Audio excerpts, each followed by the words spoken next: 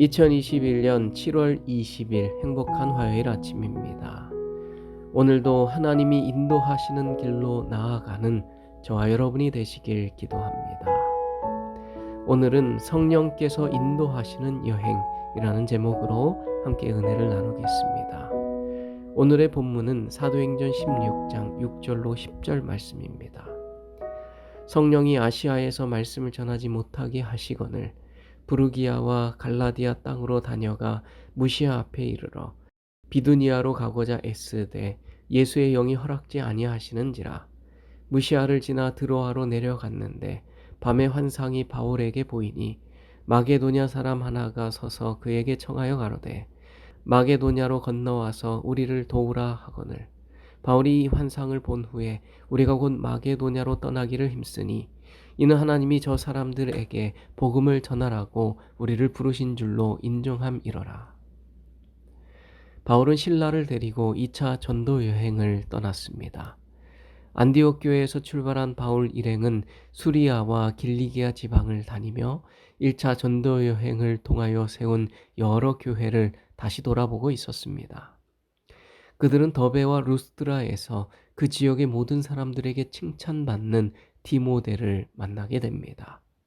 그리고 그때부터 바울은 디모데와 함께 전도 여행을 다녔습니다. 여러 성과 여러 교회를 다니며 제자들의 믿음이 굳어지도록 힘쓰는 일을 하였습니다. 그런데 이상하게도 성령께서 아시아에서는 말씀을 전하지 못하도록 막으시는 것이었습니다. 아시아는 아시아주의 수도인 에베소라는 도시를 가리키는 것입니다. 에베소는 당시 가장 번영했던 도시 중 하나였으며 지중해에 위치한 최대의 무역항이었습니다. 바울은 그곳 에베소에 가서 복음을 전하고 싶었습니다. 그런데 성령님께서 그곳에서는 말씀을 전하지 못하도록 그들을 막으신 것입니다. 그래서 그들은 하는 수 없이 동쪽 부르기아와 갈라디아로 갔다가 무시아로 가서 무시아에서 비두니아로 북진하려고 합니다. 그런데 또다시 성령님께서 비두니아로 가지 못하게 막으시는 것입니다. 그래서 그들은 무시아를 지나 드로아로 내려가게 됩니다. 그리고 그 드로아에서 바울은 밤에 환상을 보게 됩니다. 마게도냐에 살던 한 사람이 나타나서 건너와서 우리를 도우라고 그들을 초청하는 환상이었습니다. 바울은 이 환상을 보고 이것이 하나님의 인도하심임을 깨닫게 되었습니다. 그래서 그들은 즉시 드로아에서 배를 타고 마게도냐 지역으로 떠나갑니다. 그들이 배를 타고 가장 먼저 도착한 곳은 사모드라게라는 지역이었습니다. 그들은 여기에서 네아폴리로 갔다가 다시 빌립보에 이르게 됩니다. 바울의 처음 계획은 1차 전도 여행 때 세워진 교회를 다시 돌아보고 돌아오는 것이었습니다. 그런데 성령님께서 그 계획을 뒤집으시고는 유럽으로 그들을 인도하신 것입니다. 바울 일행은 그와 같은 성령의 인도하심을 따라 배를 타고 유럽으로 마게도냐로 떠나게 되었는데 이 일로 인해 교회의 역사뿐 아니라 세계의 역사가 뒤바뀌게 됩니다. 세계의 문명의 중심축이 옮겨지게 된 것입니다. 역사학자 아놀드 토인비는 말하길 이 사건, 사도행전 16장에서 바울이 유럽으로 건너간 이 사건을 가리켜 세계 역사의 문명의 중심이 아시아에서 유럽으로 옮겨진 사건이라고 말했습니다. 바울은 2차 전도 여행을 떠나며 유럽으로 갈 계획이나 의도는 전혀 있지 않았습니다.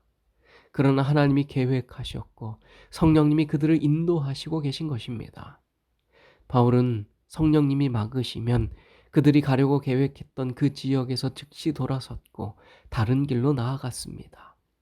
그러다가 유럽으로 넘어가는 것이 하나님의 뜻임을 깨닫게 되자 그들은 지체하지 아니하고 하나님이 뜻하신 그 장소로 나아갔습니다.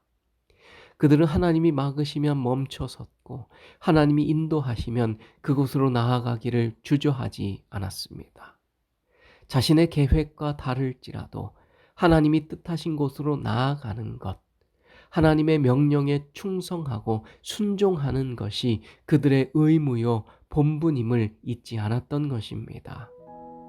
하나님이 인도하시는 곳으로 나아가면 하나님이 인도하신 그곳에서 하나님이 일하시는 것을 보게 될 것이고, 하나님의 위대하심과 신실하심을 체험할 수 있다는 사실을 그들은 경험적으로 알고 있었습니다.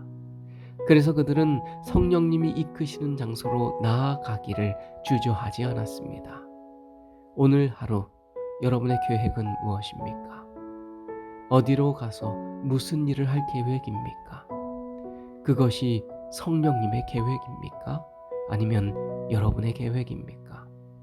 우리가 만일 성령님께서 인도하시는 곳으로 나아가면 그곳에서 우리는 하나님이 일하시는 것을 발견하게 될 것입니다.